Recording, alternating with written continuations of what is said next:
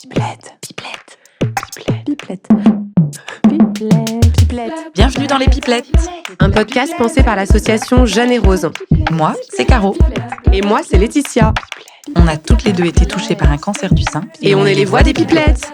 Tour à tour, aux côtés de femmes touchées par la maladie. On va aborder entre nous et sans tabou tout ce qui nous a chamboulés et questionnés pendant notre parcours. Bonne écoute. Chères auditrices, bonjour et bienvenue aussi à celles qui nous regardent sur YouTube. Heureuse de vous retrouver pour ce nouvel épisode des Pipelettes. Moi, c'est Caroline, touchée par un cancer du sein à 28 et 38 ans. Aujourd'hui, on va parler de la reprise professionnelle. Reprendre le travail après un cancer, ce n'est pas juste revenir à son bureau ou remettre son badge. C'est reprendre sa place, son rythme, parfois une identité. C'est aussi affronter les regards, les non-dits ou au contraire être accueilli, porté par une équipe bienveillante. Et pour en discuter, je suis accompagnée de Karine et Maïré. Bonjour les filles. Bonjour. Et bienvenue sur le plateau des Pipelettes. Merci de nous recevoir. Ça va bien ? Ça va. Ouais. Ça va, oui. Merci. Bon. Un peu stressée, mais ça va. Ça va bien se passer. Karine, Maïré, est-ce que vous voulez rapidement vous présenter à nos auditrices et aux personnes qui nous regardent ? Oui. Je commence ou tu commences ? Allez, vas-y. Allez, je commence. Alors, moi, c'est Karine. Donc, j'ai été diagnostiquée d'un cancer du sein triple négatif en novembre 2023. À l'époque, mes enfants étaient petits. J'ai 2 enfants qui étaient tout petits. Du coup, j'ai eu un traitement. J'ai eu d'abord de la chimiothérapie. Ensuite, j'ai eu la tumorectomie et ensuite les rayons. Voilà, donc pendant toute l'année 2024 et j'ai repris une activité professionnelle en janvier. Ok, voilà. Et c'est justement... Oui. Mutée, j'ai oublié de le dire, je suis mutée BRCA1. Ok, voilà. Team BRCA1. C'est ça. Merci Karine. Et toi Maïré ? Alors, moi, j'ai été diagnostiquée en mai 2023, cancer hormonodépendant et aussi HE2R+. HER2+. Donc, j'ai eu 15 chimiothérapies, une opération, une tumorectomie, 25 rayons et 15 ou 18 injections de thérapie ciblée. Okay. J'ai 2 filles adorables. Très bien. Bon, et aujourd'hui, on est ensemble pour parler de la reprise professionnelle. Tout à fait, c'est ça. Alors, est-ce que vous pourriez nous raconter un petit peu ce que vous faisiez dans la vie au moment du diagnostic ? Moi, j'étais, et je suis toujours, gestionnaire de sinistres en assurance dans un grand groupe. Donc, sur un plateau d'appel, donc on gère les appels des clients, les mails, les dossiers, voilà, tout ça. Tu travaillais depuis ? Ça faisait un petit temps, depuis 2014, je suis dans ce poste-là. Donc, bien installée quand même, ouais. En pleine, je vais pas dire reconversion, mais en progression, en fait, vers un projet pour évoluer vers un statut cadre ou managérial. Donc, vraiment dans une belle lancée. Qui a été un petit peu stoppée, comme on se doute. Voilà, pendant toute cette année où, évidemment, c'était un peu compliqué. Donc, ouais. Donc, tu étais en traitement, c'est ça ? J'étais en plein traitement toute l'année 2024. Voilà. J'ai repris la queue en janvier. Là. Et toi, Maïré ? Alors, comme Karine, moi aussi, j'étais en pleine évolution. J'ai jamais été aussi épanouie de ma vie jusqu'à ce fameux mois de mai 2023. En fait, à 40 ans, j'ai fait une petite crise. J'ai repris mes études dans le domaine des ressources humaines. Un domaine complètement dans lequel j'étais novice et j'ai fait cette formation en alternance. Donc j'étais 3 semaines entreprise et 1 semaine en centre de formation. Donc j'ai pu continuer de me former. Quand j'allais en chimio, je prenais mon PC, je continuais ma formation et de passer également les oraux. Alors c'était tous les 2 mois et j'ai été arrêtée pendant 1 année. Ok. Mais pendant cette année-là, j'ai continué à bosser parce que je voulais atteindre mon objectif. C'était pas le cancer qui allait. Oui. D'accord. T'aimais ce que tu faisais au moment où. Hein, oui. Toi aussi, Karine. Oui. Moi, j'aimais vraiment ce que je faisais aussi, et c'est le sens de la relation client, c'est ce qui me convient le mieux. Et c'est vrai que malheureusement, moi, j'aurais pas du tout pu continuer à travailler. Oui. J'étais, on ne peut plus mal.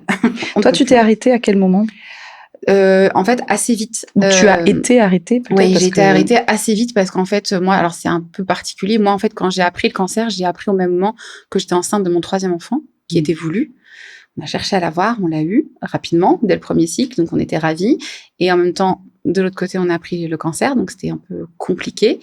Beaucoup d'ambivalence de sentiments, très, très compliqué, surtout qu'on espérait pouvoir garder la grossesse, mais ils m'ont dit tout de suite que non, parce que le cancer était malheureusement beaucoup trop agressif. Je crois que de mémoire, stade 3, grade 3, quelque chose comme ça, donc assez vite, assez fort. Du fait aussi de ce gène, c'est très vite, très fort, de ce qu'on m'a dit. Donc, en fait, moi, tout de suite, j'ai été, au bout de... une petite semaine après l'annonce, j'ai été arrêtée parce que du coup, il fallait très vite prendre rendez-vous au CHU ici, parce que moi, je l'ai pas dit, mais je suis de Villenave-d'Ornon, donc juste à côté. De Bordeaux. De Bordeaux, donc. Et donc, tout de suite, j'ai été prise en charge... avant d'être prise en charge à l'Institut Bergonié pour le traitement du cancer, je suis passée par le CHU de Pellegrin à Bordeaux pour l'interruption du coup médicale de grossesse pour cause donc de traitements à venir, traitements costauds à venir. Donc très vite j'ai été mise en arrêt parce qu'il a fallu d'abord faire l'avortement médical pour ensuite ne serait-ce que faire le TEP scan, tous ces examens qu'on ne peut pas faire de base enceinte. Et ensuite, voilà, donc tout s'est enchaîné. Donc, oui, en tout, une année et 2 mois, quelque chose comme ça, quoi, d'arrêt. Maïré, toi, tu as décidé de t'arrêter, tu as décidé de continuer ou... Comment ça s'est passé pour toi? Alors, j'ai été diagnostiquée, on va dire, vers le 8 mai. Oui, ça a été très, très rapide. Je travaillais toujours. En fait, j'ai fait l'IRM, la biopsie... je prenais 1 heure entre midi et 2 et je retournais au travail. Et quand j'ai appris, en fait, donc je l'ai annoncé. Et j'ai continué à travailler pendant 1 mois. Voilà, jusqu'à la pause du Pâques, le 8 juin. Voilà, parce que tout le monde me disait « Ah, mais comment tu fais ?» Moi, je ne pourrais pas. Je dis « Ouais, mais En fait, je ne pense pas que j'étais dans un déni, mais...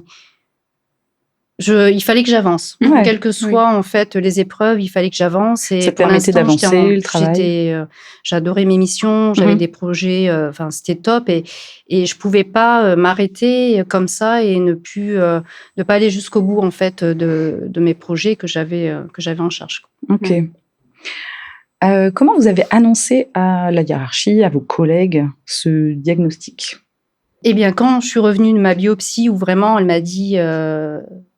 Non, mais c'est cancéreux, parce que moi, par contre, j'avais fait un déni. Je me dis non, elle m'a rien dit à la mammo, ni à la radio. C'était la même personne qui m'a fait la biopsie. J'ai dit, bon, ben ça va. Et en fait, à la biopsie, elle m'a dit non, ce sont des nodules, c'est cancéreux. Voilà. Donc, en larmes et tout, attendez, avant de me faire des ponctions. Et pour me remettre un petit peu. Donc, j'ai eu vraiment cette claque, en fait, de l'annonce. Visage, de l'annonce, vraiment, oui, c'est cancéreux, tu as un cancer du sein. Donc, je me souviens, avant de retourner à l'entreprise, je me suis arrêtée sur un parking en large, je me suis essuyée pour me remettre un petit peu de mes émotions. Et en fait, quand j'ai croisé... Et tu repartis directement au travail? Oui. Oh, wow. Oui, parce que j'avais dit, bon, bah, allez, j'en ai pour 1 heure, je prends 1 heure entre midi et 2, c'est bon, tranquille. Quoi, ça le fait. Voilà, tranquille. Mais j'ai fait ça juste pendant 1 mois, jusqu'à mon arrêt de travail. Et quand j'ai croisé ma responsable dans les couloirs, elle me dit, alors, c'est sûr, j'ai un cancer. Donc là, je me suis mis en larmes, je dis, viens, on s'isole, c'est sûr, j'ai un cancer, c'est cancéreux, je pensais pas. Et là, je me suis mise à pleurer. Au travail. Et ça, au travail, je l'ai annoncé. C'est vraiment imbriqué, en fait. Cette annonce, elle est liée à ta vie professionnelle, à ton rythme pro. Voilà. Et tout le monde, toutes les personnes que j'ai croisées m'ont vu dans cet état. Et donc, j'en ai parlé en toute transparence. Naturellement, spontanément. Ok. Et toi, Karine? Moi, en fait, finalement, un peu pareil. Vraiment de la transparence. Après, c'est des collègues que je connais depuis longtemps, du coup. 2014, pour les plus anciens avec qui je travaille.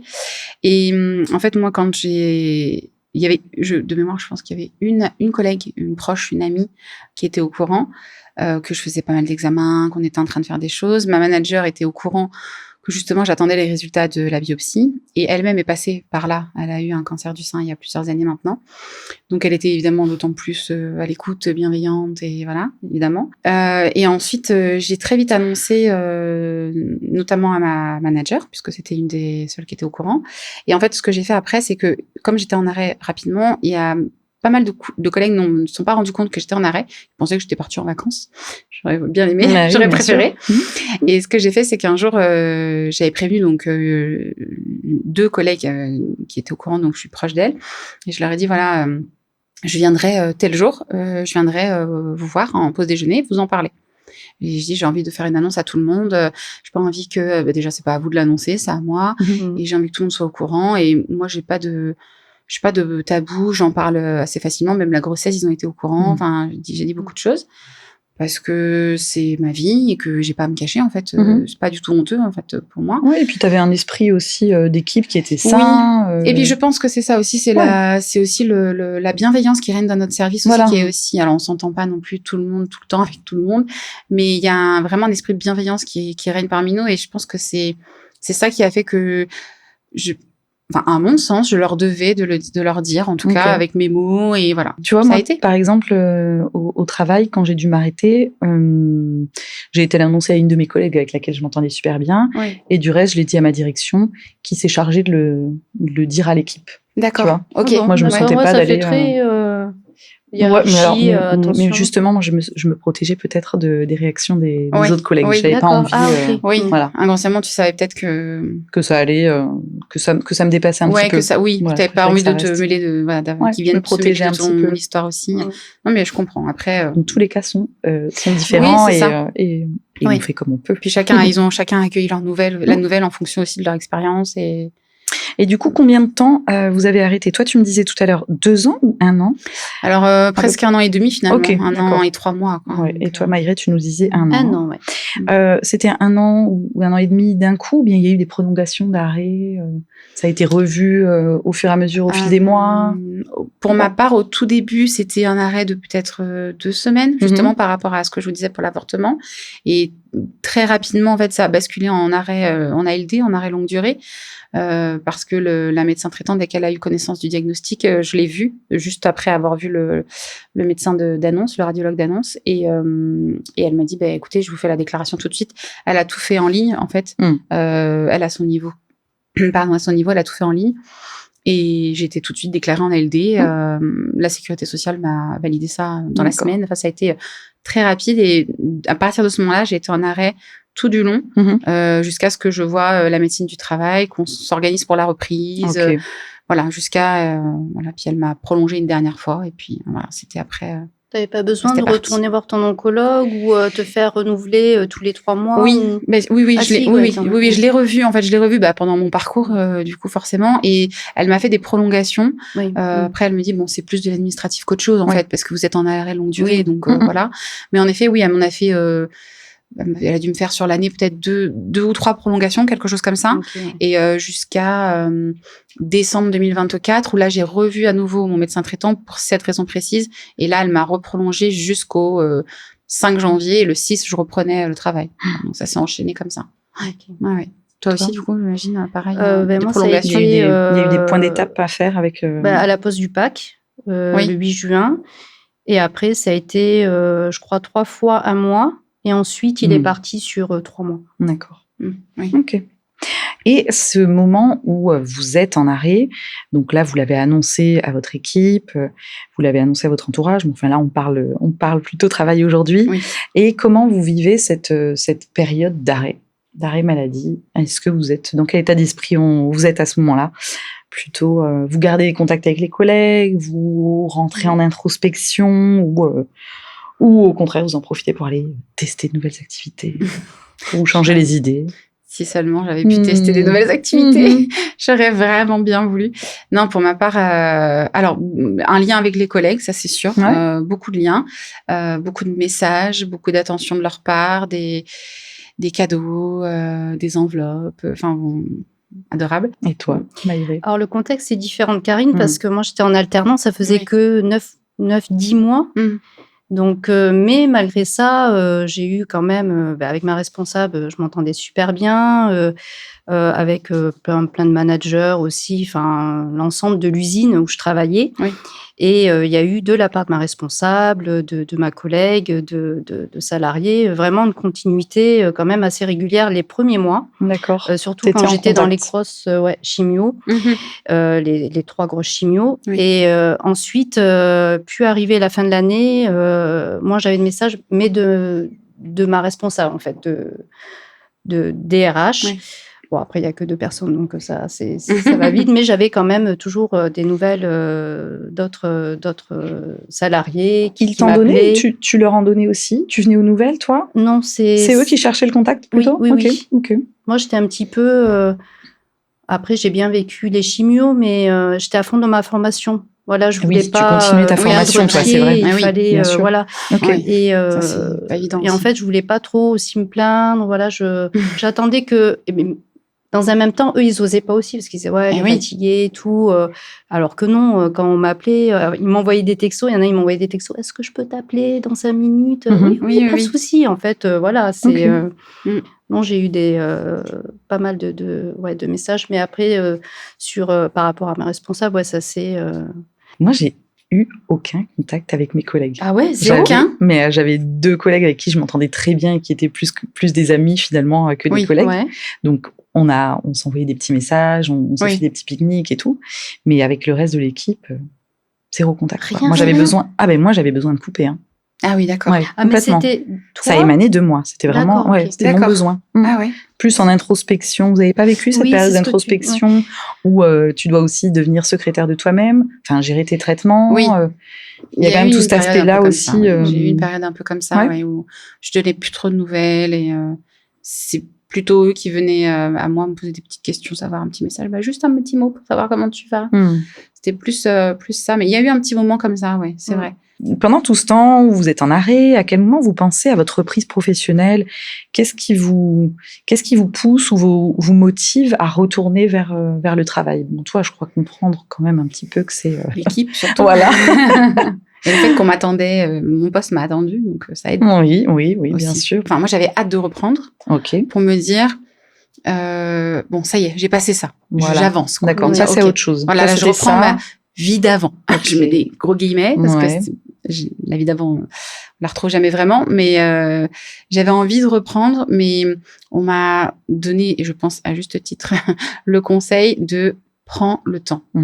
Prends le temps, même si il y a un moment où tu sors de tous les gros traitements, ça va mieux, les cheveux repoussent, tout ça, les styles repoussent et tout. Oui, ça va mieux. Mais t'es encore très fatigué, t'as encore des traitements, t'as encore des rendez-vous, des suivis. Et y a pas à dire, ça fatigue, quoi. Donc, il faut prendre le temps. On va reprendre quand ce sera le bon moment. Okay. Et toi, Maïré? Le travail, les missions en elles-mêmes, et puis les salariés, parce que le plaisir de travailler, quoi. Parce que je suis partie bien, en fait. De base, je suis vraiment partie bien. Voilà, soigne-toi, prends le temps, ma direction aussi prend le temps, voilà. Donc il me tardait rassurer, quoi. Voilà, il me tardait de retrouver les salariés, de reprendre un petit peu une vie, on va dire normale, et mon objectif, entre guillemets, gros guillemets, et j'avais pour objectif de valider ma 2e année de master. Donc tu vois, c'était vraiment voilà, moi, quand j'entreprends quelque chose, je vais jusqu'au bout, j'abandonne pas. Tu vois, même le cancer, ça m'a pas empêché parce que je suis comme ça. C'est d'aller jusqu'au bout de ton objectif. Oui, voilà. Et après, j'ai eu la chance d'avoir eu trop d'effets secondaires. J'en ai plus aujourd'hui avec l'hormonothérapie que lorsque j'étais sous chimio. Et en fait, c'est vraiment revoir du monde. Revoir les salariés et aussi aller jusqu'au bout de ma formation qui était en fin septembre. Donc je me suis dit, si je reprends, il faut que je reprenne assez rapidement parce que je vais pas faire que 1 mois de reprise de boulot et après c'est fini, quoi. Et du coup, je me souviens pour les rayons, j'avais dit à mon oncologue, non mais moi c'est bon, je reprends pendant la radiothérapie. En plus j'avais une très bonne tolérance au traitement, c'est bon et tout. Il me dit, attendez. Parce que tout ce que vous avez eu avant, plus double hormonothérapie, Oui. Et encore la thérapie ciblée jusqu'en septembre. En plus de ça, ouais. Donc, attention, prenez le temps. Bon, après, il t'a mis en garde. Ouais, il m'a mis en garde. Non, c'est important, le point de vue de la médecine du travail. Ils nous remettent un petit peu les pieds sur terre des fois. Oui, mais heureusement, ils voient l'évolution. J'avais une collègue infirmière qui m'a dit attends, doucement, mais on se rend pas compte. En fait, on a tellement envie de reprendre une vie, voilà. Complètement. Et puis on encaisse aussi, hein. Quand tu avances là dans ces traitements, oui, t'encaisses. C'est ça, en fait, tu réalises pas, tu y vas, quoi. Oui. Et en fait, j'ai pas pu reprendre en avril parce que l'hormonothérapie, j'ai dit ça y est, ça arrive, les effets secondaires et j'ai repris tout début juin, quoi. Ok, t'as laissé un peu plus de temps. Pendant ce temps-là, sur le plan financier, les filles, qu'est-ce qui se met en place pour vous? Est-ce qu'il y a eu des maintiens de salaire, des pertes de salaire? C'est un vrai sujet. Bah oui, c'est un vrai sujet. Si on n'en parle pas maintenant. C'est un vrai sujet. Pour ma part, moi, je pense que je fais partie des chanceuses parce que de travailler dans un grand groupe étant en CDI, j'ai pu conserver du coup mon salaire pendant, alors à taux plein, je dirais, pendant 3 mois à peu près, donc 90 jours de mémoire.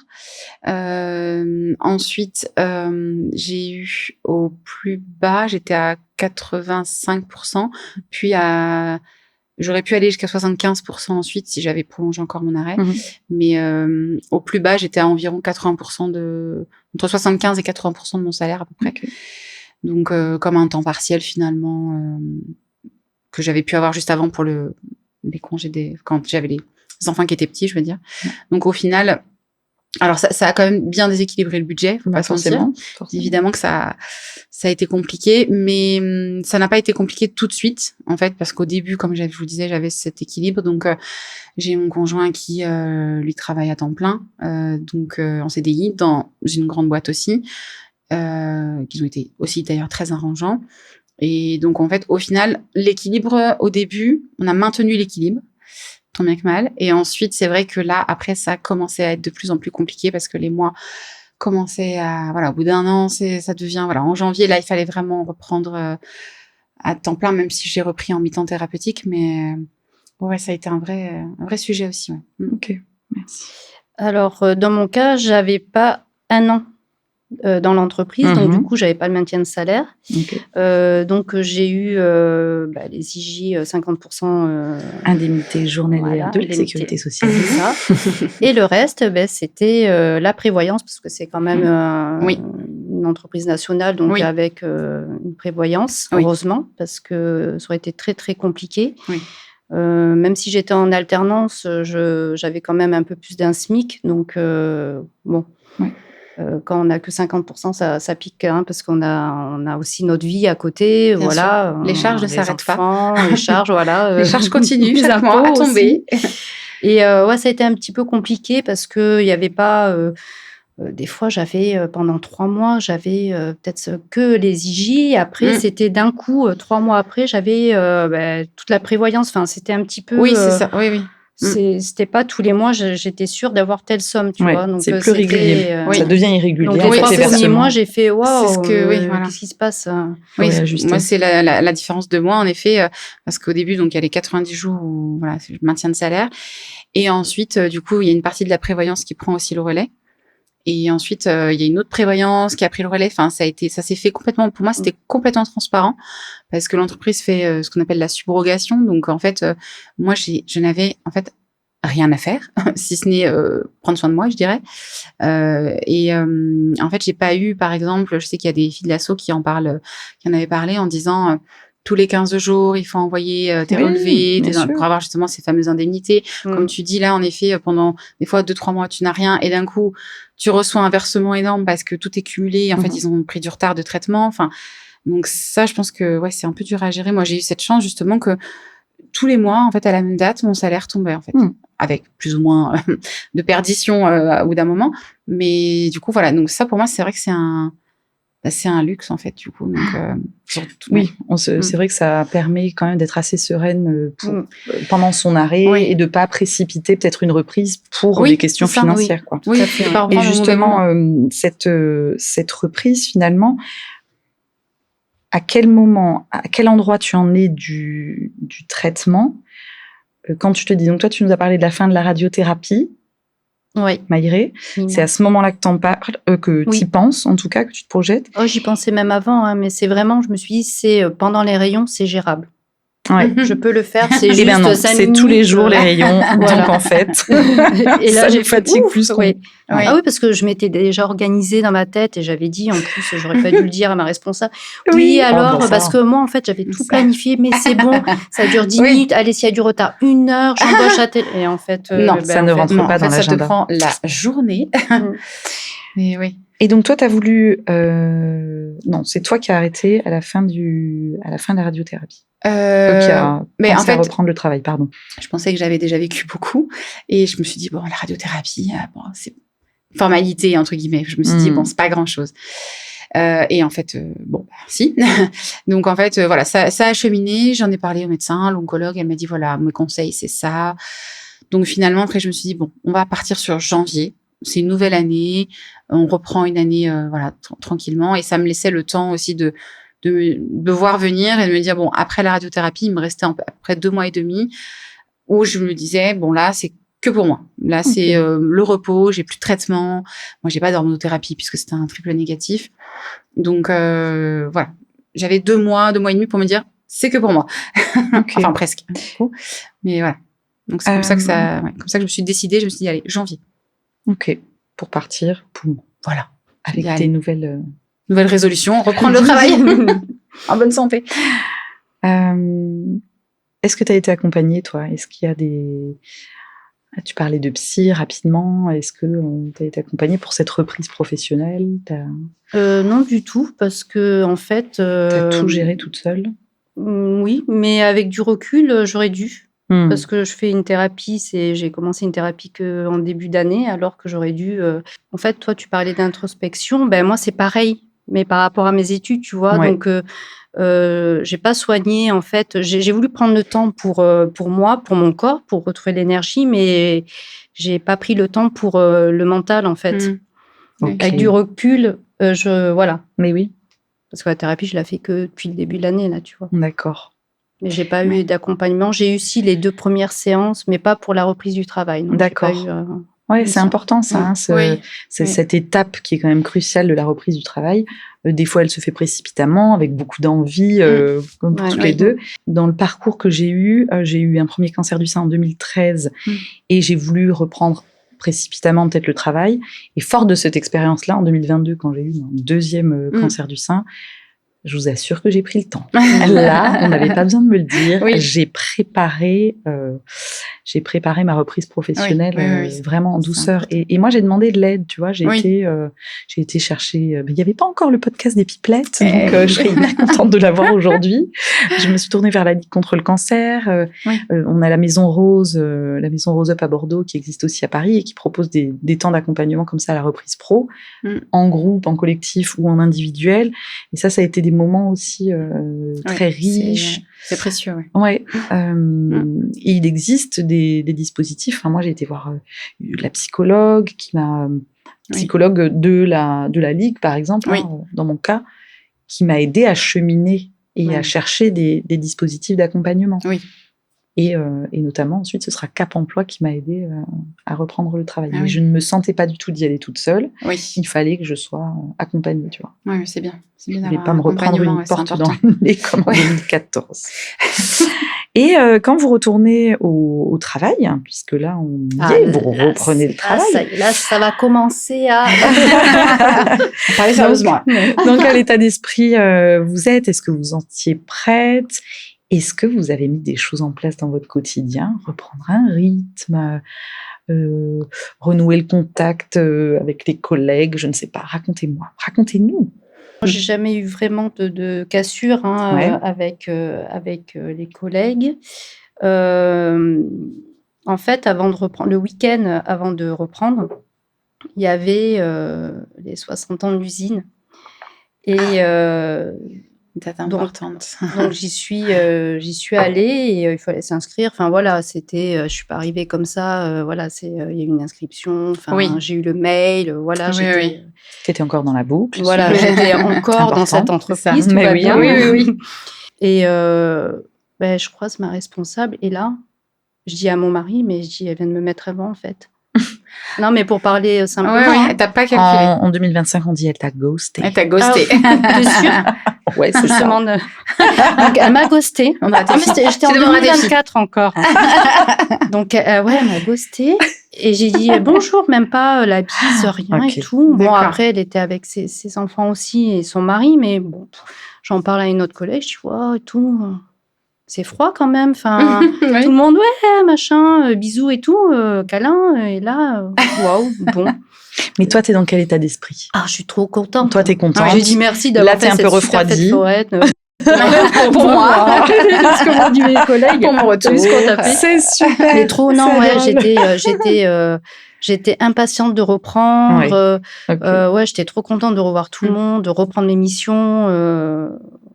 J'étais vraiment très, très contente. Mais j'ai eu, déjà, dès la reprise, même avant, la reprise, il y a eu ça. Il y a eu ce froid-là de la part de Et ça m'a... Ça t'a travaillé. Jusqu'au lundi suivant. Et oui, ça a commencé à... Ouais, parce que j'étais en mi-temps thérapeutique, télétravail le matin. Moi, je voulais travailler plus que ça, tu vois, mais la médecine du travail m'a dit non. Non, là, c'est trop. Elle voulait pas. Elle voulait que les matinées. Mais je dis non, moi, j'ai 1 heure aller-retour. Ça va plus me fatiguer de venir que les matins. Je préfère faire une journée complète. Et, oui, bien sûr. Mais j'étais ravie de reprendre et de revoir tout le monde. J'étais super contente.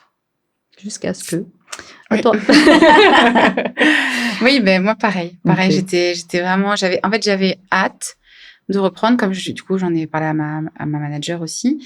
Et elle me disait comment tu te sens, etc. Et moi, ce que je lui disais à chaque fois, c'est que moralement, j'étais prête. C'est-à-dire, j'avais envie de reprendre. Et j'avais envie de... Voilà. Donc, ça avance, quoi. J'ai envie de passer à autre chose, entre guillemets. Et mais en même temps, j'étais un peu stressée quand même parce que je me suis dit comment ça va se passer. Il y a des collègues que j'ai découverts qui ont été embauchés pendant mon année d'absence. Ah ben pareil. Enchantée. bien sûr. Voilà. Donc ça m'a un peu waouh.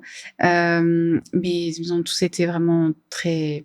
Enfin, en fait, comme je disais en off tout à l'heure, c'est que comme si j'étais partie la veille en fait, finalement, vraiment. Et comme je faisais ce métier depuis longtemps, donc en fait. C'est revenu assez vite, même si, ce qui me faisait stresser, c'était le côté trouble cognitif. Oui. Comment je vais expliquer ça aux collègues? Comment je vais expliquer ça à ma chef? Que des fois, il y a les neurones sont pas tous connectés en même temps. Les trucs ils étaient au repos. Ils ont été un peu perturbés, les neurones. Ça va être une rééducation là qui va être dans le dur un petit peu. Donc il y a de l'appréhension quand même j'avais un peu peur sur le plan cognitif. Oui, j'avais un peu peur. J'avais un peu peur parce que en plus, encore une fois, je suis là depuis très longtemps dans cette entreprise. J'ai formé des nouveaux arrivants. Enfin, j'ai cette posture-là aussi dans le service. Oui.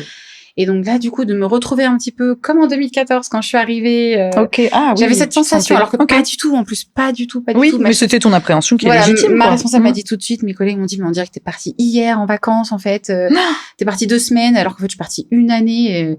Et donc, Mais n'empêche qu'en sous-marin, t'as peut-être mis en place plein de stratégies d'adaptation qui... Ouais, le cerveau est un muscle merveilleux, incroyable. Ça a été. J'essaye.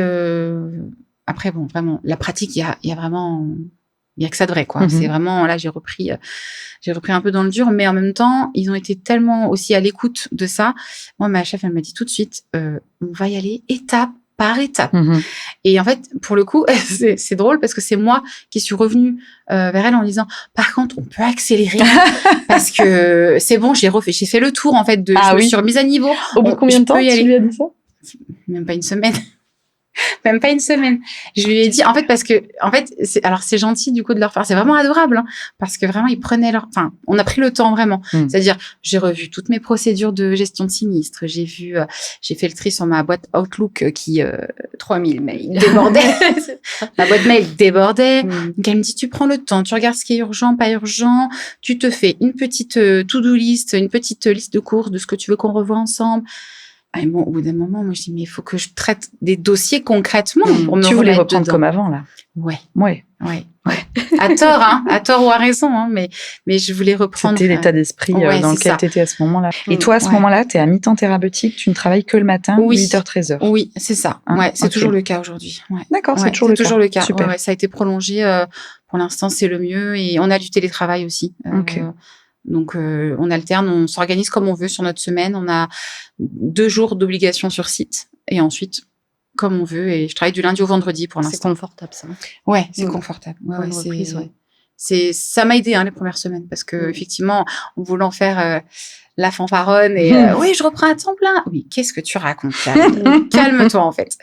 Et en fait non, dès la première semaine, qu'est-ce que je dis? Dès la première journée en fait. Dès la première journée, je suis rentrée, j'étais éreintée. Ah ben oui. Et éreintée, mais je me rendais pas compte de ce que c'était. Et j'ai compris après ce qu'on m'avait dit. Prends tout le temps. Oui, mais c'est qu'après. C'est après qu'on comprend. Et toi alors, à ce moment-là, Maïré, tu reprends aussi à mi-temps thérapeutique. Oui. Et qu'est-ce qui change un petit peu dans ta posture? Est-ce que ta posture change ou est-ce que toi aussi tu voulais reprendre comme avant? À fond, comme Karine. À fond, toujours à fond. Mais bon, comme je le disais précédemment, c'est la médecine du travail qui m'a dit je n'autoriserai pas que vous repreniez. Moi, c'était à plein temps s'il fallait. Quoi. Oui.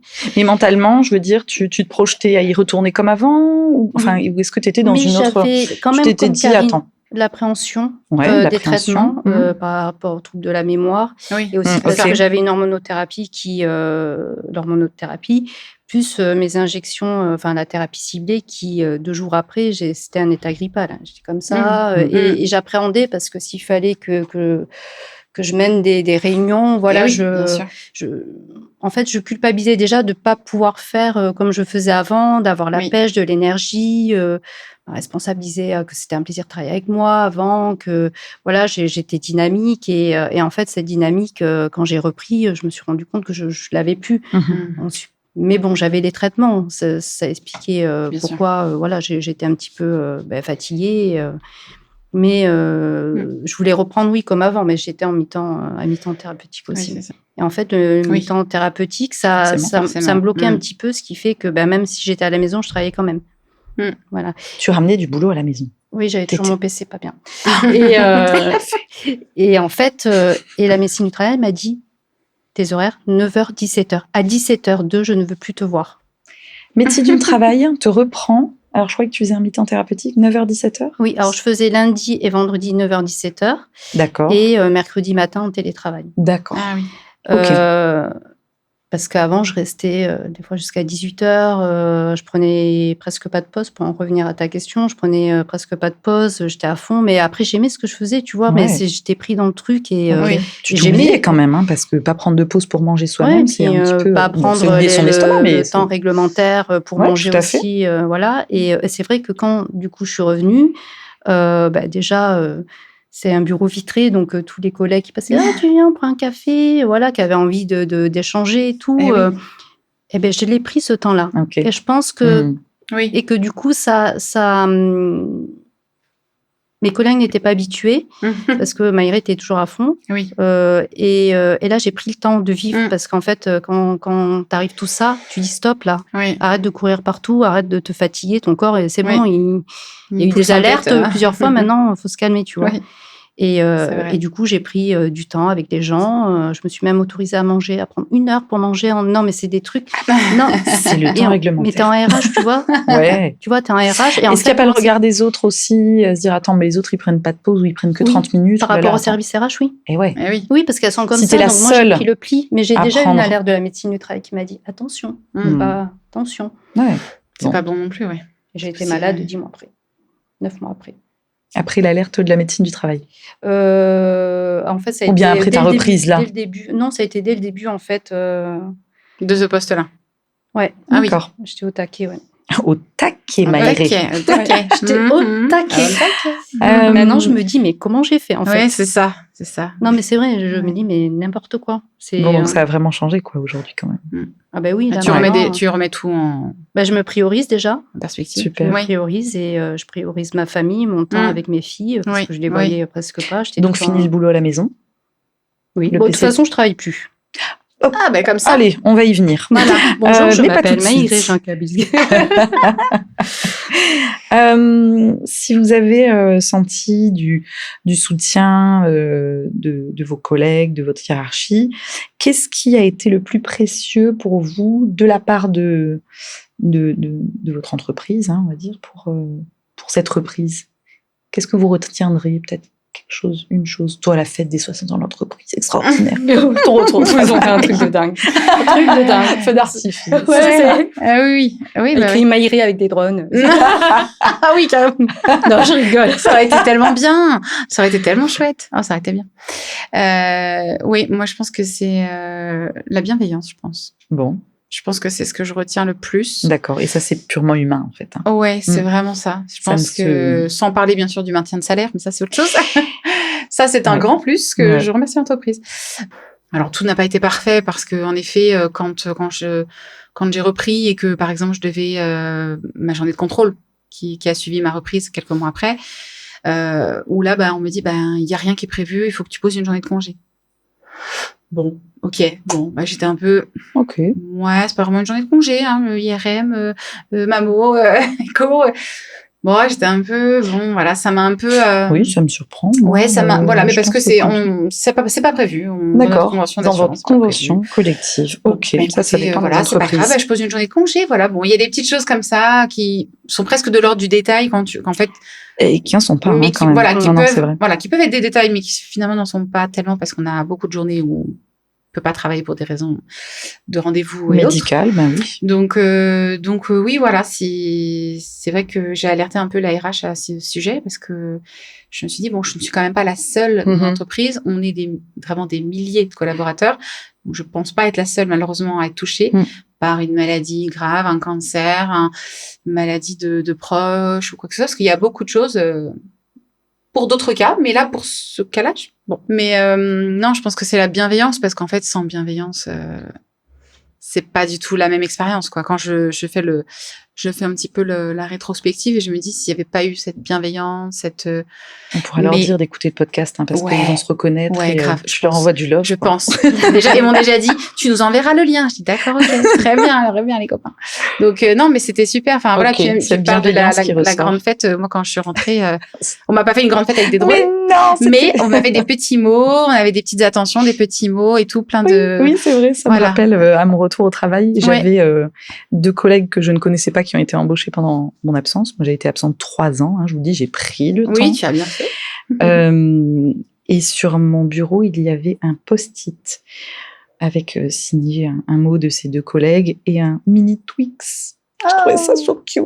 Et franchement, j'ai eu la larme à l'œil et rien ne m'a fait plus plaisir que ça à ce moment-là. Un petit délice sucré pour reprendre. Je jure. C'est l'attention. Bon, et toi, Maïré, qu'est-ce que tu garderais alors d'une... La bienveillance aussi de mes collègues. Après, avec ma responsable, le service RH, c'est autre chose. Enfin, voilà, moi, je garde vraiment... Ouais, mais il faut qu'on en parle. On va en parler. On en parle. Non, mais on en parle. Bien sûr qu'on en parle parce que c'est... Les messages des collègues, de prendre le temps, on boit un café, même des personnes avec qui... Le rapport humain. Oui. Voilà, tout à fait. C'est ça qui en ressort. Et qui est complètement contrebalancé par la froideur de ta manager, carrément. voilà. Et pourquoi, ça, qu'est-ce qui s'est passé et de la part de cette manager, qu'est-ce qui aurait pu faire la différence, selon toi, pour faciliter ta reprise? En fait, il y avait plus aucune communication. En fait, j'étais là. Moi, j'avais vraiment l'impression, Maïré, elle est là encore 4 mois, c'est bon, quoi. C'est un sujet c'est le passé, quoi. Et ça doit vraiment passer par la direction, en fait. C'est-à-dire que reprendre le dialogue, te remettre aussi dans le... Il n'y a pas eu ça. Voilà, il n'y a pas eu ça. Il n'y a pas eu ça et je me suis dit, mais j'ai pas trop compris en fait, parce que c'est les ressources humaines. Je dis, mais... Oui, c'est quand même la base, le cœur de votre métier, quoi. Je te dis sincèrement, j'ai cru que j'avais fait une bêtise. Je reprends, mais comment ça se fait ? Tu t'es remise en question. Tu as pensé que c'était de ta faute. Ouais, j'ai culpabilisé. Tu as osé te mettre en arrêt. Il y a même une personne qui m'a dit, si ça se trouve, elle t'en veut parce que tu n'as pas été présente dans des forts moments de l'usine. Et oui, mais là, on fait des suppositions. J'ai un cancer, moi, j'échange. Excusez-nous, on était occupés. Non, mais ça, c'est des suppositions, tu vois, c'est compliqué aussi de... Mais ça m'a travaillé quand même. bien sûr. Mais avec du recul, je me dis, bon, elle n'a pas su gérer, ou alors elle était tellement à fond dans ses missions qu'elle était déjà en 2030. Ou il y a quelque chose dans sa vie qui ne va pas et ça n'a rien à voir avec toi. Parce que bon, tu l'auras appris par la suite, on en discutait tout à l'heure en off, c'est qu'elle a continué à se comporter de manière pas très humaine, peut-être dans le service. Ça se poursuit, toi, enfin, je veux dire, c'était pas, ça s'est pas arrêté forcément sur ta personne. Oui, après, c'est pas forcément que elle, c'est l'attitude, le comportement des managers. Des managers de manière globale. En fait, d'une personne qui revient d'un arrêt maladie, cancer ou pas, on s'en fout. Oui, bien sûr. Mais pour lesquels, en fait, rien n'est mis en place. Il n'y a pas de, allez, on s'assied face à face, comment vas-tu, qu'est-ce qui se passe. Moi, j'ai été transparente dès le début, en fait. Quels sont tes besoins? J'ai dit, j'ai une hormonothérapie, donc voilà des effets secondaires. J'ai une thérapie ciblée. Les 2 jours qui suivent, je suis complètement éclatée. Voilà, en plus, c'est une personne avec qui, je parlais très simplement. Enfin, voilà, même âge, même contexte familial. T'identifier un petit peu. Oui. Et je m'entendais très, très bien avec cette personne-là. Donc, c'est pour ça, il y a un contraste entre... Oui, bien sûr. Voilà, je sais pas. J'en parlais tout à l'heure avec Maïré. Quand j'ai repris, là, en 2025, que nous sommes... Eh bien, moi, j'ai dû faire intervenir Cap Emploi. Je le citais tout à l'heure, Cap Emploi, comme un médiateur entre mon employeur et moi. Parce que c'était pas facile de revenir avec cette posture de post-traitement, arrêter 3 ans, il faut recréer le lien, nouvelle direction. En plus, et heureusement que l'alerte a été posée par la médecine du travail, la psychologue que je voyais, je citais tout à l'heure la Ligue contre le cancer, et il y avait une 3e personne, Cap Emploi que j'avais rencontré, qui permettait vraiment de... Ça liait un peu tout ça, quoi. Ça aidait à passer d'un interlocuteur à l'autre. Complètement, de m'accompagner et de pas être dans cette relation duel entre l'employeur et moi. C'est Cap Emploi qui expliquait tous les effets secondaires, les qui besoins, comment ça a les été attentes. très facilitant parce que ça a été un retour du stress plus au retour du travail. C'est sûr. Donc j'entendais tout à l'heure ce que tu disais, Maïré, à propos de retrouver un peu d'équilibre, plus d'équilibre en tout cas entre ta vie personnelle et ta vie professionnelle, repasser du temps avec tes filles et tout ça. Donc après la maladie, finalement, votre vision du travail, elle a changé. Oui, ça remet, je pense, tout en question. Moi, je veux plus de stress. Je veux plus stresser, plus T'as l'air totalement distendue. Plus m'épuiser. Oui, pour des choses. Plus courir, plus voilà. Ok. Tu arrives à t'y tenir au travail? Ben là, je travaille plus depuis septembre punaise, dernier. Et depuis tout à l'heure, c'est pas possible ça. J'avais pris le temps en fait je me suis dit allez, fin septembre je finis la thérapie ciblée, ma formation, l'entreprise, et je me suis dit je me laisse jusqu'à la fin de l'année, donc 3 mois avant de vraiment de reprendre de l'énergie parce que j'étais comme ça et de repartir dans des démarches de recherche d'emploi. Sauf que en fait, je voulais plus être dans les RH comme je l'ai connu. D'accord. Et parce que je pouvais pas prendre de temps avec les personnes et je me suis dit non, c'est pas ça que je souhaite. Je me sentais même pas utile parce que j'étais beaucoup plus derrière le PC ou des réunions que prendre le temps avec des salariés et du coup, là, depuis le début de l'année, j'ai refait mon CV, mais il m'a fallu du temps parce qu'il a fallu que je digère, en fait. Il a fallu que je digère. J'étais très fatiguée par les traitements. Et voilà, ça sera plus maintenant dans le milieu associatif où, tu vois, j'ai bossé à Cap Emploi. Et vraiment, être auprès des personnes en situation de handicap ou de personnes qui ont vécu des épreuves très difficiles comme ça. Voilà, là, ça a du sens pour moi. Toi, Karine, tu as repris tes projets, tu as repris dans ton entreprise, mais est-ce qu'il y a des choses que tu fais différemment? Est-ce qu'il y a un avant-après quand même? Je pense qu'il y a un avant-après quand même. Parce que du coup, ça remet, pas que dans le travail d'ailleurs, mais ça remet beaucoup de choses en question parce que, en fait, je me dis que tant que je suis en bonne santé, que mes enfants sont en bonne santé, que ma famille est en bonne santé, en fait, après, c'est pas grave. En fait, alors ça sera ça peut être pénible, évidemment, mais c'est pas grave. Et après, au niveau vraiment travail, j'ai essayé, oui, de revenir au taquet, à fond. J'ai essayé, au début, c'était un peu dur. Mais après, voilà, je suis transparente avec ma manager en lui disant, moi, ce que je fais là, j'aime ce que je fais, mais je le fais depuis un certain temps, voire un temps certain. Donc, il va falloir que ça évolue, en fait. Il va falloir que ça change. Moi, j'étais très transparente avec elle en lui disant, voilà, je veux évoluer, je veux progresser, je veux reprendre un petit peu mon parcours que j'avais un peu initié avant d'être en arrêt. Tu voulais gravir les échelons. Voilà, je voulais gravir les échelons. Et donc, en effet, elle est en adéquation avec ça, mais en effet, ça prend du temps. Ça prend du temps. Et quand le cancer, pour moi, m'a volé un peu ça, quoi. M'a volé beaucoup de choses, mais entre autres, l'ascension professionnelle. Et donc, du coup, je suis un peu frustrée parfois de me dire, c'est peut-être mon côté un peu impatiente, peut-être, je sais pas. Il y a un peu d'impatience, qui ressort. Je suis très patiente avec les assurés, mais apparemment sur ma carrière, pas tellement, j'ai plus de temps. Donc, j'ai envie de reprendre un peu à fond. Et oui, je vais faire ça. Et tu veux évoluer. Et moi, je veux évoluer, Je lui ai dit que vraiment, je voulais évoluer, voilà. Donc, ça t'a donné un petit peu comme une urgence à vouloir ouais, c'est un peu aller. ça. C'est un D'accord. peu ce que je ressens aussi, un peu cette notion d'urgence et de on sait jamais. Voilà. Parce qu'en fait, je pense qu'avant, je sais que une collègue que je connais qui me disait ça, et effectivement, quand tu vis ce genre d'événement, t'as un peu ton innocence. T'as un peu c'est pas qu'on était naïf avant et qu'on l'est plus maintenant, mais ouais, t'as une certaine innocence. Tu perds une certaine innocence, je pense. Parce que du coup, moi, avant, jamais de la vie, je pensais que ça aurait pu m'arriver, en fait. Et je savais pas d'ailleurs que j'étais mutée. Je n'avais même pas connaissance des cas de cancer dans ma famille, même éloignés. Donc en fait, du coup, je me suis pris un peu de tout ça, genre, voilà, pleine tête, quoi. Donc, il y a un peu cette innocence que tu perds un peu. Voilà. Tu parlais avant de la fatigue, et on s'est pas trop arrêté là-dessus. Au moment de la reprise, parlez-moi de la fatigue, bon sang. Il y en a eu de la fatigue, oui. La fatigue. Moi, j'étais rincée, mais après, j'ai mis ça sur le dos de mes traitements. D'accord. Et pas sur le dos de la reprise. Non. Non, parce que jusqu'à présent, tu fais pas je sais pas, peut-être un lien entre cette reprise qui a été quand même intense. Si, ça a été éprouvant. Si, parce que pendant quand même 2-3 mois, ça a été compliqué avec ma responsable. Donc ça m'a apporté peut-être... ça pompe, ça a de l'énergie. Ça m'a fait mal à la tête. Vraiment. Parce que mon cerveau, pourquoi, comment, qu'est-ce que je dois faire, je peux pas trop me permettre aussi de dire les choses parce que je suis qu'en alternance. Il faut que j'arrive jusqu'au bout. Enfin, voilà, ma position était un petit peu difficile.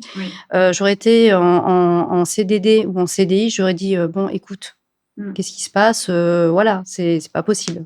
Tu te sentais pas légitime de... Et donc ça te cause beaucoup de fatigue? Oui, plus les traitements. Tu fais des siestes l'après-midi quand tu reviens? Ah non, toi, tu travailles le lundi, le vendredi à ce moment-là? Ouais. Le soir, j'avais pas de problème pour m'endormir. Maintenant, c'est différent. J'ai des problèmes pour m'endormir. Tu as le temps, bien évidemment. Mais oui. Bien sûr. Et oui, je dormais. Dès que je pouvais, je dormais en fait. D'accord. Dès que tu pouvais, tu dormais. Ça parle quand même épuisement un petit peu. Ouais. Ok. Mais bon, comme je dis, les traitements sont... Ils sont pour beaucoup, selon toi? Oui. En fait, on se rend pas compte on se prend un contre-coup comme ça, je pense.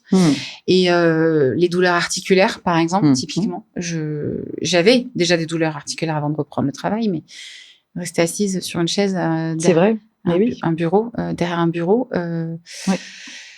compliqué. Et aussi, je l'ai appris après, je l'ai pas conscientisé tout de suite, mais parce que nous, on a un casque sur les oreilles, parce qu'on répond à des clients au téléphone, et la majeure partie de notre temps, c'est ça. Et en fait, j'avais mal aux oreilles. Le son m'agressait énormément. Pourtant, on a des casques top, pas de problème. Mais n'empêche que en fait, tu n'avais pas de casque sur la tête pendant 1 an et demi, quoi. Oui, voilà. Et je me suis rendu compte de ça. C'était une sensibilité qui s'était un peu déclenchée pendant les chimiothérapies. Ça m'avait laissé un peu tranquille. Et quand j'ai repris avec le casque, je me suis dit, oula, heureusement que je travaille que le matin, en fait. Voilà. Et je l'ai senti fort, ça, à la reprise. Les douleurs articulaires, la fatigue. Le soir, pas de souci pour m'endormir. Je tombais, même le soir, parce que quand je rentrais l'après-midi, je faisais une sieste. Mais oui. Ça, c'est sûr. Alors que je suis de base pas très, très sieste, mais... Ça a duré combien de temps à peu près, cette période là où tu fais des siestes, où tu t'endors dès que tu peux? Ça dure à peu près combien de temps après cette reprise? Moi, je dirais 1 mois à peu près pour moi. À peu près 1 mois, ouais. T'en as le souvenir, toi, Maïré? 4 mois, mais j'avais la thérapie ciblée. Je pense que ça m'a achevé ça. Oui. Comme c'est la conséquence tu l'as évoqué, c'est le contre-coup aussi. Oui, complètement. Donc, j'ai envie de porter l'attention sur ce que vous auriez aimé que vos collègues, votre hiérarchie comprennent d'une personne qui revient après un arrêt aussi long, après un cancer. Qu'est-ce que vous auriez souhaité qu'elles comprennent? Peut-être cette fatigue. Les personnes peuvent être toujours sous traitement, en traitement. Donc ça, c'est important parce qu'on prend bien pour les personnes qui sont en situation de handicap dans les entreprises, on prend bien des dispositions pour aménager leur poste de travail. Mais pour quelqu'un qui revient d'un long arrêt maladie, c'est pareil. Et qui est encore en traitement. Sauf que c'est pas pris en compte. Enfin, moi où j'étais, c'est l'après-cancer, enfin la reprise après un cancer. C'est pas pris en compte comme une personne qui est en situation de handicap.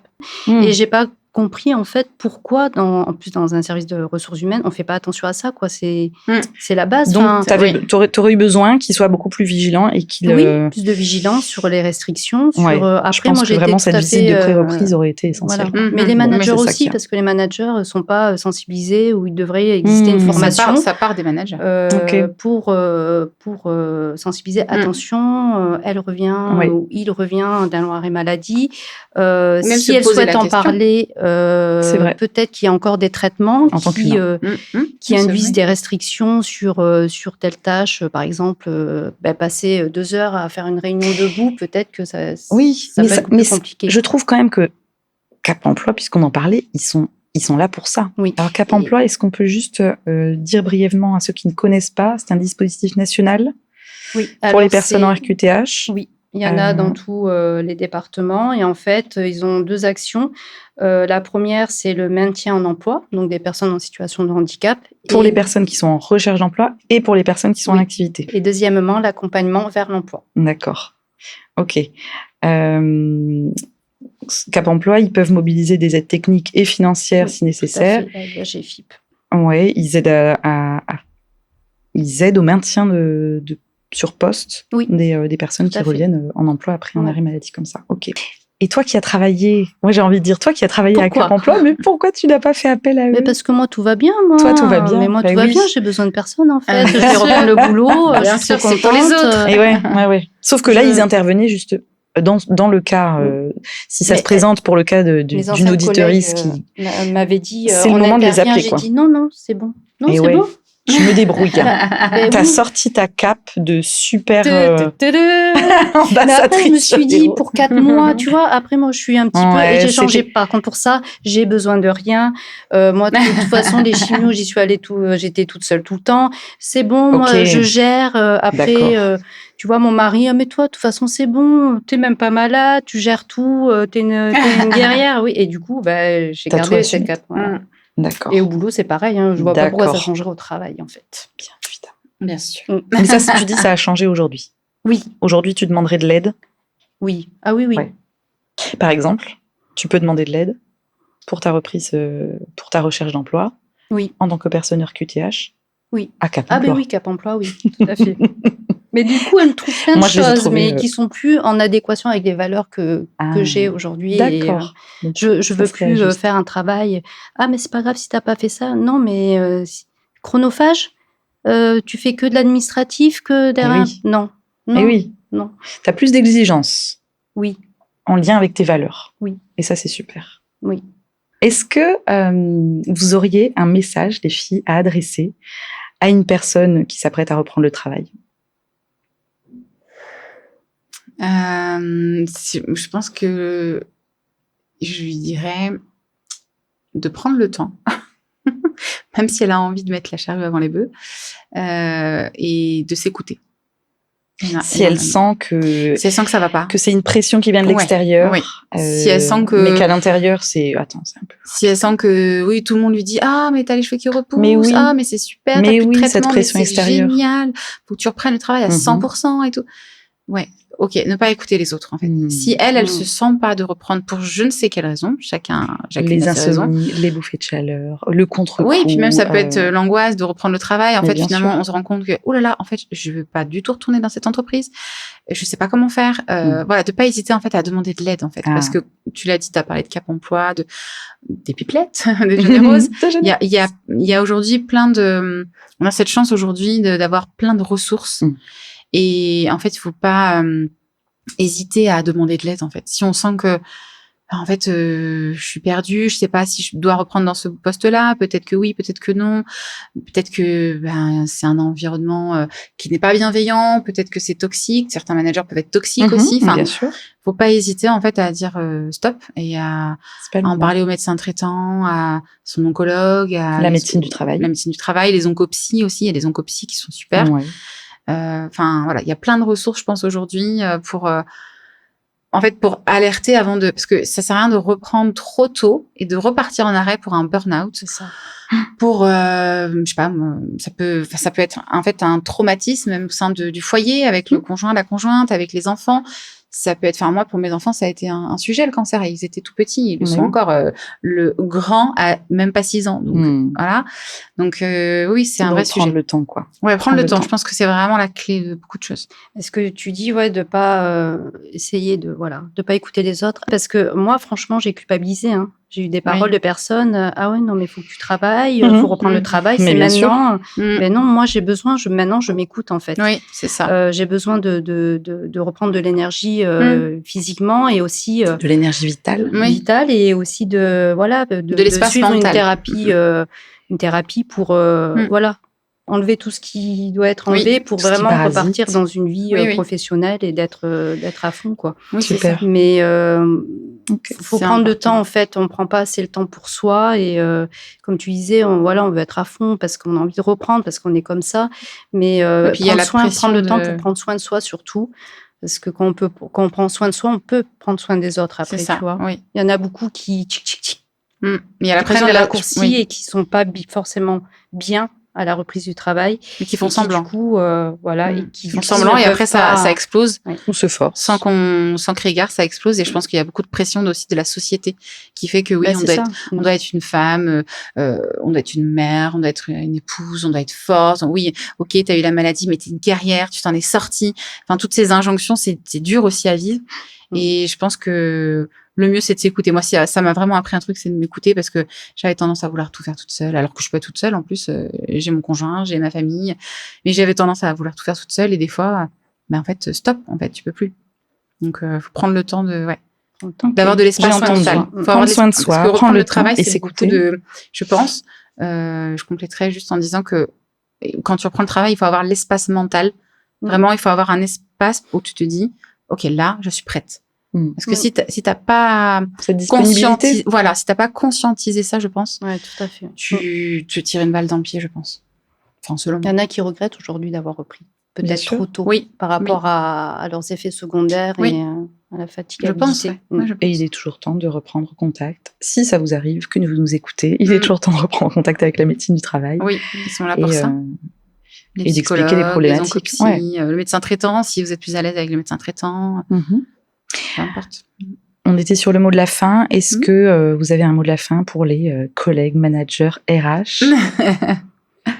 De faire attention, comme je le disais tout à l'heure, vraiment faire pas forcément un entretien de reprise formelle, mais prendre le temps de discuter avec la personne. Il faut prendre le temps. À un moment donné, tu peux donner 10 minutes de ton temps en tant que manager et RH quand quelqu'un revient d'un long arrêt maladie. Et un peu plus que 10 minutes, s'il vous plaît, moi je dirais quand même. Non, mais même ça, tu vois, je l'ai pas eu. C'est un minimum, mais bien sûr, vital. Mais bien sûr, t'as donc, même pas eu 10 minutes. minutes. Prendre le temps de se poser avec la personne. Comment vas-tu? Quelles sont tes restrictions? Est-ce que tu as des restrictions? Si tu veux m'en parler, ok. Si tu veux pas, c'est pas grave.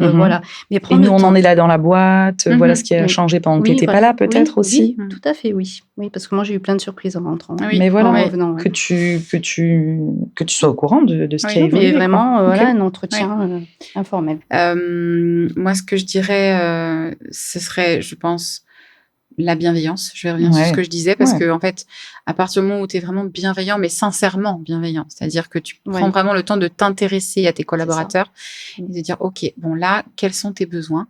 Et surtout, alerte-moi si ça va pas. Quels sont tes besoins? Quels sont tes besoins? Je pense que c'est super important. Et ma manager... Oui, mais en fait... Se donner c'est-à-dire donner l'opportunité à celui qui arrive, celle qui arrive, de dire, n'hésite pas à m'alerter si... C'est ça. Et justement, ma manager, et moi, je le disais, moi, N+2, et l'autre manager aussi de l'autre équipe, ont été vraiment dans cette démarche-là en disant, voilà, OK, bon, on sait ce que tu as vécu, voilà, mais il n'y a que toi qui sais vraiment, en fait. Et même elles, par leurs expériences, elles savaient éventuellement les effets secondaires et tout ça, mais elles m'ont dit, voilà, nous, on sait à peu près ce que c'est, mais maintenant, c'est à toi de nous dire aussi, voilà, nous, on a prévu ce petit programme-là de reprise, on pense que c'est bien, qu'est-ce que tu en penses? Et surtout, voilà, alerte-nous si ça va pas, si tu penses que c'est trop, si tu vois que ta charge de travail, elle est trop élevée. Voilà, alerte-nous. Et je pense que c'est important, en fait. C'est de vraiment, de toute façon, c'est pour moi le rôle d'un manager, c'est de vraiment s'intéresser sincèrement à ses collaborateurs et de les aider. Oui, bien sûr, dans la montée en compétences et tout ça, bien sûr, mais vraiment, avant tout ça, c'est comment tu te sens aujourd'hui dans ton poste, qu'est-ce que tu as envie. Et justement, ne serait-ce que des fois de poser la question, quels sont tes besoins? De faire le point. Toi, en tant qu'ex-patiente, tu vas te dire, ah, mais en fait, je me suis jamais posé la question.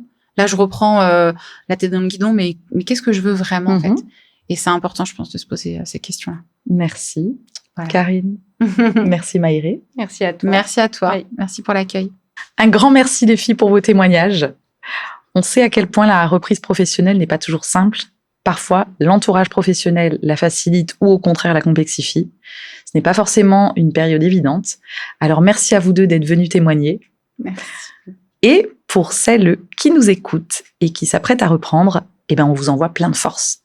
Bien sûr, si vous avez des questions, il existe plusieurs structures qui peuvent vous conseiller, notamment Jury Santé, qui propose un accompagnement juridique personnalisé des patients et des proches aidants, dans tous les domaines de la vie, y compris le travail. Mais aussi We Care at Work, une structure qui accompagne les patients à reprendre le travail. N'hésitez pas à aller checker, on vous met les liens en description de l'épisode. On se retrouve très vite dans un nouvel épisode des Pipelettes et n'oubliez pas que nous organisons régulièrement et dans toute la France des rencontres entre patientes grâce à nos super ambassadrices. Pour échanger, s'entraider, le programme est sur notre site internet et sur notre compte Insta @jeuneetrose. Et si vous aimez écouter nos épisodes, n'hésitez pas à commenter et à noter le podcast. D'ici là, prenez soin de vous. Merci pour votre écoute et pour votre fidélité. Les Pipelettes, c'est un podcast imaginé et produit par l'association Jeune et Rose pour donner la parole à celles qui vivent ou ont vécu un cancer du sein. À l'animation, c'est nous, Caro et Laetitia. La réalisation et le montage sont signés Maëva de l'équipe Jeune et Rose.